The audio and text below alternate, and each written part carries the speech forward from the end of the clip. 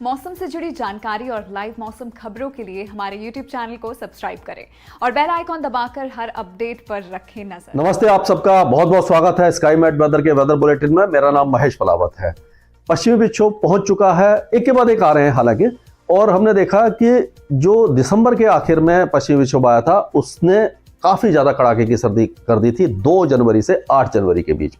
उसके बाद तापमान थोड़े से बढ़े थे, उसके बाद एक और गैप आया था, यानी कि जो पश्चिमी विक्षोभ के बाद जो गैप आता है उसने फिर 18 जनवरी तक कड़ाके की सर्दी पूरे उत्तर भारत में दिखाई दी और जो टेम्परेचर से वो मिनिमम टेम्परेचर माइनस में पहुंच गए थे। तो इस तरह का एपिसोड देखने को मिला था। दिल्ली में भी 1.4 डिग्री का मिनिमम टेम्परेचर था, जो 2021 के बाद 1 जनवरी 2021 में 1.1 गया था। उसके बाद दूसरा सबसे ठंडा मौसम था। तो ये जो कड़ाके की सर्दी, अब पिछले 2-3 दिनों से आप देख रहे होंगे कि हवाएं बदल गई हैं और तापमान बढ़ गए हैं।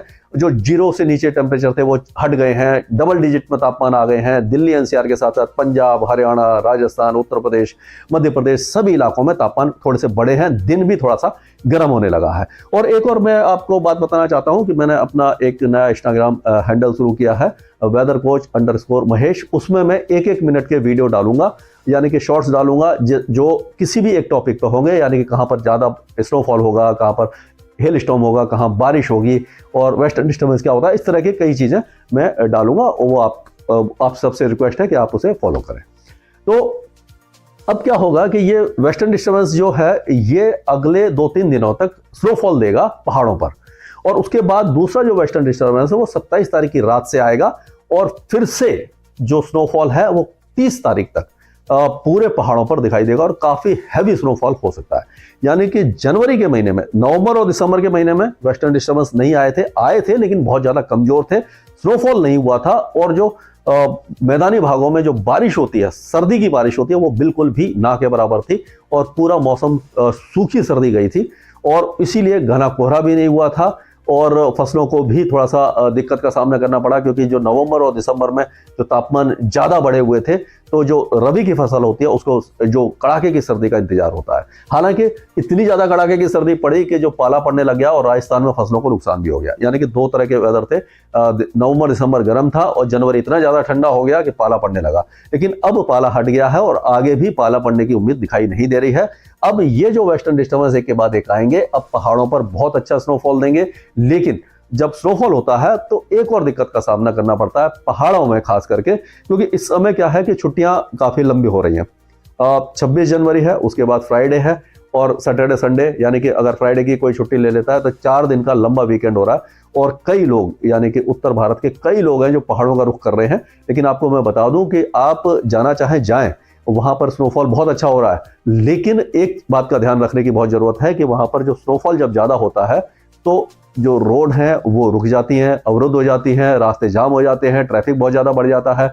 और जो अटल टनल है वो भी बंद हो गई थी, क्योंकि 2 दिन पहले वहां पर लाहौल में एक एवलांच आया था, यानी हिमस्खलन हुआ था, जिसके कारण काफी ज्यादा नुकसान तो नहीं हुआ, जानमाल का नुकसान नहीं हुआ, लेकिन जो पहाड़ के ऊपर से जो बर्फ सरकती है वो एवलांच कहते हैं, हिमस्खलन कहते हैं, तो उसकी संभावना भी बढ़ जाती है। तो यानी कि ट्रैफिक जाम वगैरह काफी ज्यादा होगा, एवलांच की संभावना भी बढ़ गई है। और जम्मू कश्मीर में जो 7 जिलों में अलर्ट जारी किया गया है, हिमाचल प्रदेश में भी इस चीज का, यानी कि बर्फ सरकने का जो अलर्ट है वो जारी कर दिया गया है। तो जम्मू श्रीनगर जो हाईवे है वो भी जाम हो सकता है। तो थोड़ा सा इस चीज का आप ध्यान रखकर ही जाए वहां पर। तो ये जो स्नोफॉल है ये मंथ के एंड तक जारी रहेगा, बीच बीच में थोड़ा सा गैप आएगा। और जो विंटर रेन अभी तक नहीं हुई थी, यानी सर्दियों की जो बारिश नहीं हुई थी, वो आपने देखा होगा कि उत्तर प्रदेश के कई इलाकों में बारिश हुई है। और अब जो बारिश की गतिविधियां हैं वो पंजाब, हरियाणा, दिल्ली, उत्तर प्रदेश के पश्चिमी और मध्य जिलों के साथ साथ पूर्वी जिलों में भी कुछ इलाकों में, जैसे गोंडा बस्ती तक पहुंचेगा, फैजाबाद तक भी पहुंच सकती है।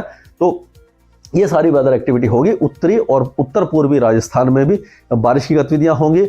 और जो उत्तरी मध्य प्रदेश है, ग्वालियर, दतिया, मुरैना, शिवपुरी, शाजापुर, गुना, इन इलाकों में भी बारिश की संभावना नजर आ रही है।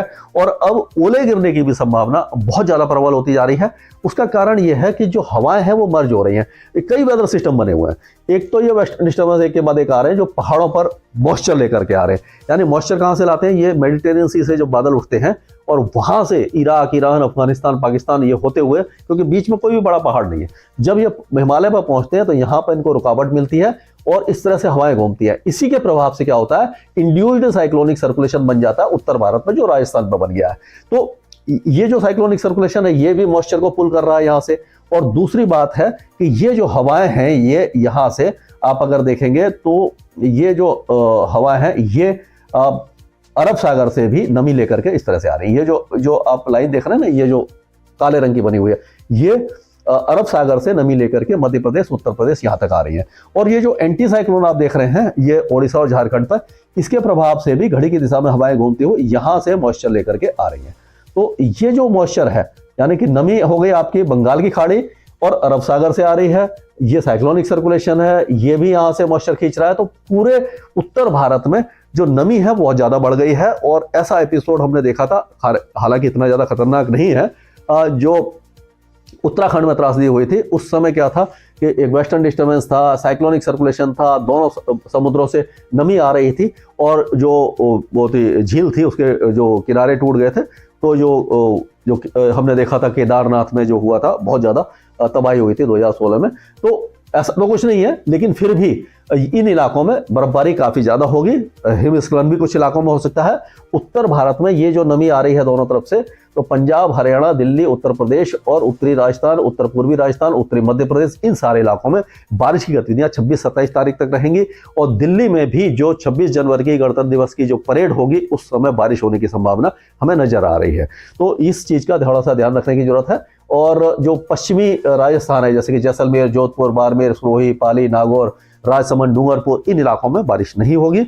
और उसी तरह से गुजरात के भी सारे इलाके शुष्क रहेंगे। मुंबई में तापमान थोड़ा सा गिरा है और यानी कि मिनिमम टेम्परेचर थोड़ा गिरा है, लेकिन अब धीरे धीरे बढ़ जाएगा, क्योंकि जब तक ये वेस्टर्न डिस्टर्बेंस रहेंगे तब तक ये उत्तरी हवा है, डायरेक्ट जो नॉर्दर्ली इवेंट्स हैं वो रेस्ट्रिक्ट होती रहेंगी।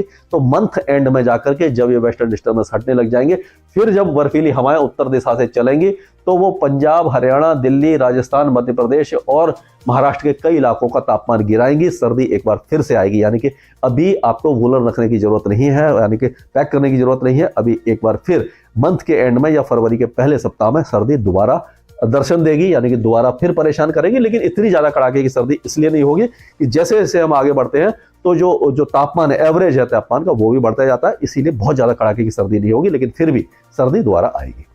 और अगर पूर्वी उत्तर प्रदेश, बिहार, झारखंड और उड़ीसा, पश्चिम बंगाल, इन इलाकों की बात करें तो अभी फिलहाल यहाँ पर 2-3 दिनों तक बारिश की संभावना बहुत कम है। हल्की फुल्की बारिश हो सकती है, जैसे कि प्रयागराज, वाराणसी, भदोही, जौनपुर, ये इलाके हो गए, सीधी, सतना, सिंगरौली, पन्ना, उमरिया, दमोह, इन इलाकों में छुटपुट बारिश की गतिविधियां होंगी। कोई ज्यादा वेदर एक्टिविटी यहाँ पर दिखाई नहीं दे रही है।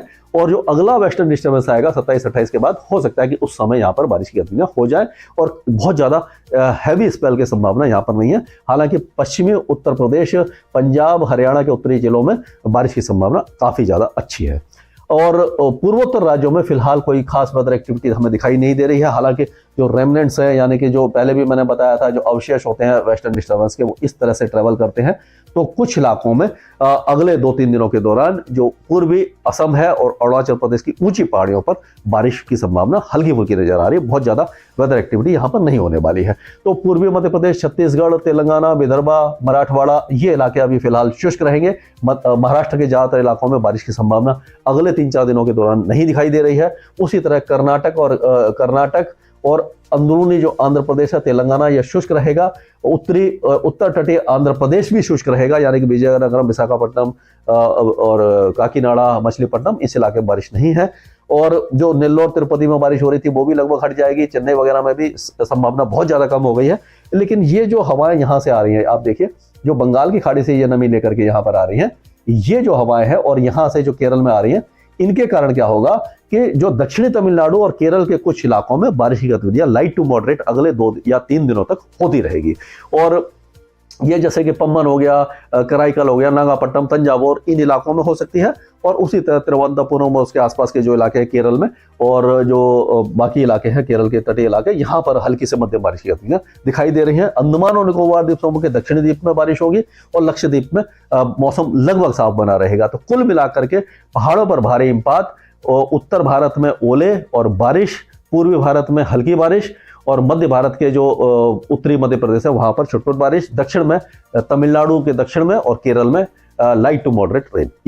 ये इस समय का, यानी कि इस पूरे वीडियो का सार है। स्काई मैट वेदर में अभी के लिए इतना ही। मौसम से जुड़ी जानकारी और लाइव मौसम खबरों के लिए हमारे YouTube चैनल को सब्सक्राइब करें और बेल आइकॉन दबाकर हर अपडेट पर रखें